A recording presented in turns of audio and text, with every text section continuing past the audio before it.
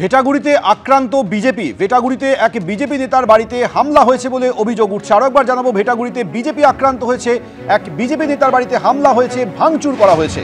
ঠিক কি ঘটেছে বলবেন আমাদের প্রতিনিধি শুভেন্দু ভট্টাচার্য রয়েছেন টেলিফোনে। শুভেন্দু, কারা হামলা চালালো? পুলিশে কি অভিযোগ দায়ের হয়েছে?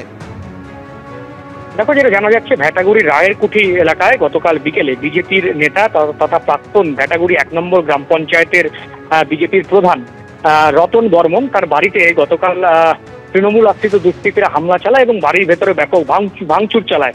এই ঘটনায় কিন্তু রতন বর্মন সরাসরি তৃণমূলের দিকে অভিযোগের আঙুল তুলেছেন। যদিও তৃণমূল অভিযোগ অস্বীকার করেছে। তাদের দাবি নিজেরাই পরিকল্পিতভাবে এই ঘটনা ঘটিয়ে তৃণমূলকে কালিমালিপ্ত করতে চাইছে। যদিও এখনো পর্যন্ত কিন্তু এ বিষয়ে দিনহাটা থানায় কোনো অভিযোগ দায়ের করা হয়নি। তবে বিজেপি সূত্রে যেটা খবর, আজকেই কিন্তু এই ঘটনার প্রতিবাদে দিনহাটা থানায় অভিযোগ করা হবে এবং গতকাল ঘটনার পরে ইতিমধ্যে পুলিশকে কিন্তু সেটা জানানো হয়েছে এবং পুলিশ ইতিমধ্যে বিষয়টি তদন্ত শুরু করেছে, এমনটাই কিন্তু দিনহাটা থানা সূত্রে খবর। শুভেন্দু, ধন্যবাদ। ভেটাগুড়িতে এক বিজেপি নেতার বাড়িতে হামলা হয়েছে, তৃণমূলের বিরুদ্ধে এই হামলার অভিযোগ তুলছে বিজেপি নেতৃত্ব। যদিও তৃণমূল যাবতীয় অভিযোগ অস্বীকার করেছে। বিজেপি কি বলছে, পাল্টা কি তৃণমূল বলছে, দেখুন। তৃণমূলের হারমাত বাহিনী 15-20টা বাইক নিয়ে এসে অতর্কিতভাবে আমার বাড়ির উপর আক্রমণ করে বাড়ির ঘরে ঢুকে ঘরের সমস্ত আসবাবপত্র ভেঙে ফেলে দেয় এবং প্রাণে মারার হুমকি দিয়ে যায় যে আমাকে ভয়ভীতি দেখিয়ে কোনো লাভ হবে না, আগামী দিনে তাদের পথ হচ্ছে অন্ধকার। বাংলার জনগণ পরিবর্তনের জন্য শুধু সময়ের অপেক্ষা করতেছে। কি কারণে বাড়ি ভাঙচুর হয়েছে বা বাড়ি ভাঙচুর হয়েছে কি হয়নি সেটা তারাই ভালো করে বলতে পারবে। বিজেপির তো এখন ভেটাগুড়িতে পায়ের তলায় মাটি নেই। এবার নানানভাবে তারা নিজেরা কিছু ঘটনা তৈরি করছে করে তৃণমূল কংগ্রেসের গায়ে দোষ চাপানোর চেষ্টা করছে। এটা বিজেপির নতুন কিছু বিষয় নয়। কালীপুজোর দুদিনের মাথাতেই তারাপীঠে অস্ত্র পাচারকারী গ্রেফতার। দুজনকে পুলিশ গ্রেফতার করেছে, তাদের কাছ থেকে একাধিক অস্ত্র পাওয়া গিয়েছে।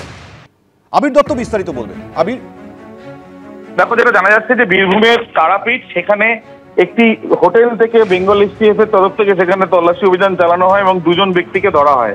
একজনের নাম অভয় কুমার শর্মা, 45 বছর বয়স, যিনি থাকেন মুঙ্গেরে, এবং আরো এক ব্যক্তি মিনারুল শেখ, যার বাড়ি মল্লারপুর, অর্থাৎ বীরভূমে। এবং এই যে দুজনকে যে গ্রেপ্তার করা হয়েছে তার পেছনে কারণ কি, আগে থেকে বেশ কিছু খবর পাওয়ার পর সেখানে যখন এসটিএফ এর টিম যায়, তারা তাদের কাছ থেকে এই যে ঘরে তারা ছিলেন সেখানে বেশ কিছু ব্যাগ ছিল। সেখানে একটি ব্যাগ থেকে 4টি আগ্নেয়াস্ত্র পান, 2টি আগ্নেয়াস্ত্র পান, যেখানে 4টি ম্যাগাজিন ছিল। 2টি ম্যাগাজিন ওই আগ্নেয়াস্ত্রের মধ্যে সেট করা ছিল এবং 2টি আলাদা। এবং এই যে সেমি অটোমেটিক পিস্তল পাওয়া গিয়েছে, সেটি মূলত আন্তঃরাজ্য পাচারের জন্যই নিয়ে আসা হয়েছে এবং আন্তঃরাজ্য চক্র এরা, এবং সম্ভবত মুঙ্গের থেকে বানিয়ে নিয়ে আসা হয়েছিল এবং এখান থেকে অন্য কোথাও যাওয়ার পরিকল্পনা থাকতে পারে তারা মনে করছেন।